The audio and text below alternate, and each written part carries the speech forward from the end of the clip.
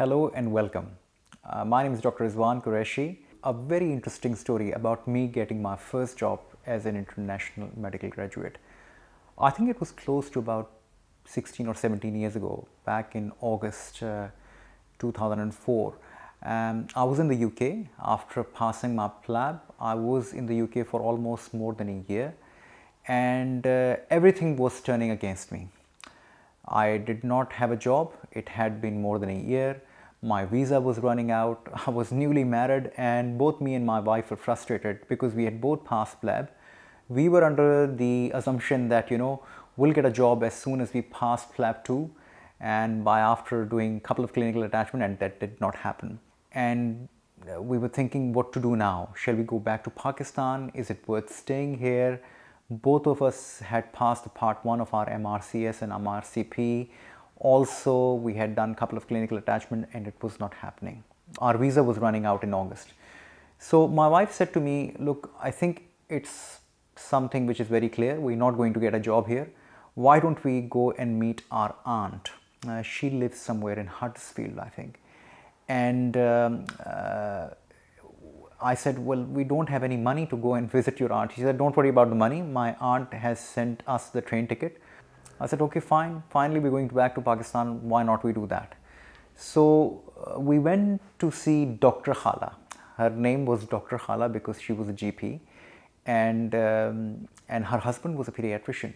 But don't get overwhelmed that they are GP and pediatrician. Why didn't they help you get a job? Because it was not within their power. They made it very clear to get us a job, our first NHS job, that is. We went to their home and stayed about a week there. And as I was, we were coming back to London to finally catch our flight next week. She said to me, Rizwan, this is a BMJ magazine. Why don't you take this magazine with you? I said, Dr. Khala, all of the jobs are advertised on BMJ Careers. So what's the point of taking this magazine? She said, oh, this is just a subscription-based magazine. It's just lying around in a house. Just take it. It might just save you going to the internet cafe, jumping online, and you can just apply the jobs reading from this magazine. I said, okay, there's no loss in taking that magazine. I took that small BMJ magazine and brought it home. And I started obviously applying job as a last ditch effort. I was applying for jobs in general surgery, general medicine. I was also applying jobs in emergency medicine and orthopedics. After about, I think, applying jobs for about a week, I got an email from Chelmsford Hospital. Name of the hospital was Broomfield Hospital, that is. And they had shortlisted me for an orthopedic SHO job. And I went for an interview, and to my surprise, when I went for the interview, there were like 4 candidates sitting there. And you know how many jobs were there? There were about 4 jobs.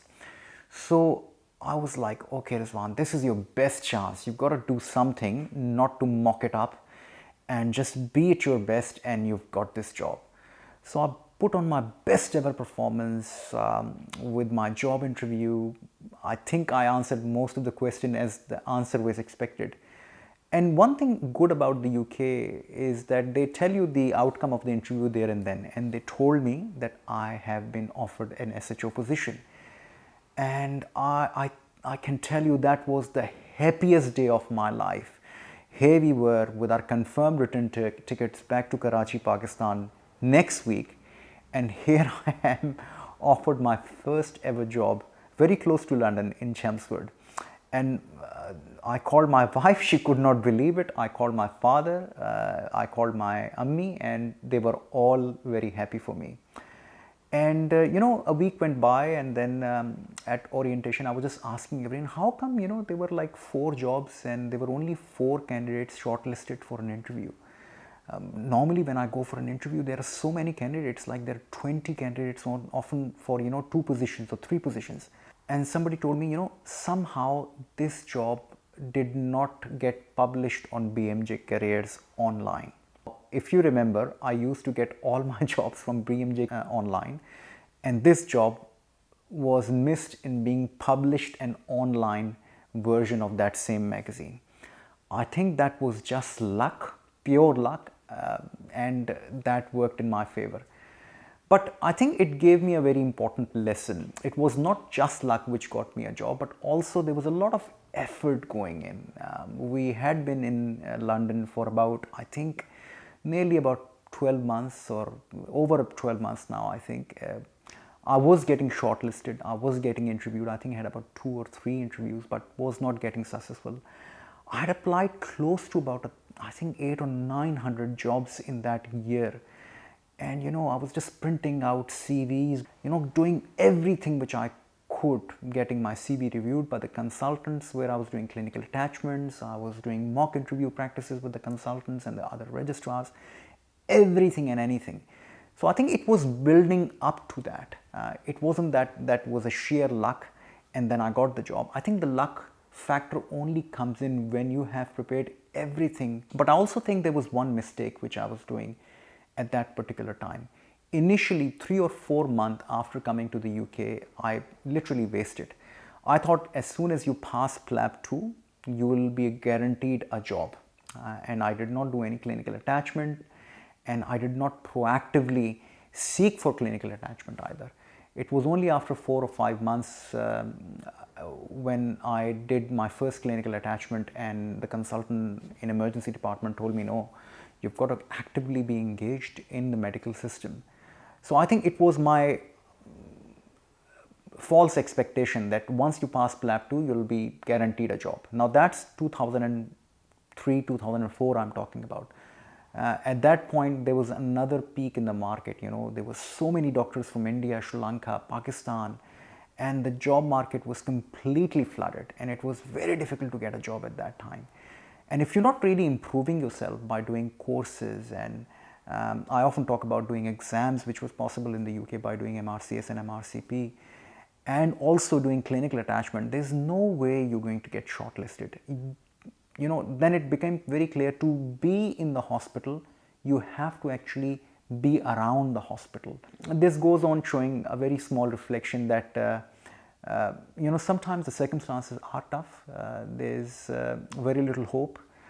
You may have done whatever you can under that time frame, but don't lose hope. Try to reevaluate the situation. What have you not done? If you do that, it might change the situation. There is no such thing as pure luck. The luck only comes in after you've done your hard work.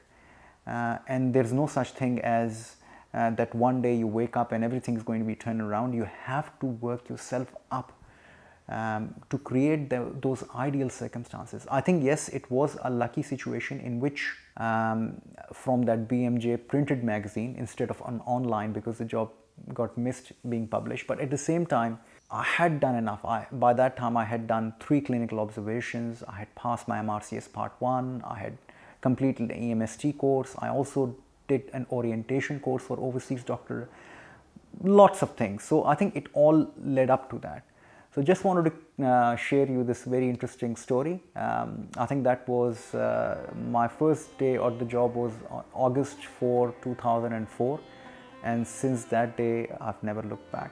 So all of those IMGs who are working hard, please stay put, stay focused, and keep improving yourself, improvise, and you will get the job and you'll never look back. And I'd like to end this conversation on a very beautiful note from Urdu poetry. Manzil to milegi bhatak kar hi sahi.